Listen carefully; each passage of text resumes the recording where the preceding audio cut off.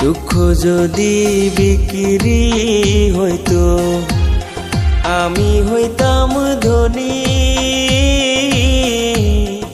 আমার কাছে আছে সই গো দুঃখ নামের খনি, সই গো দুঃখ নামের খনি।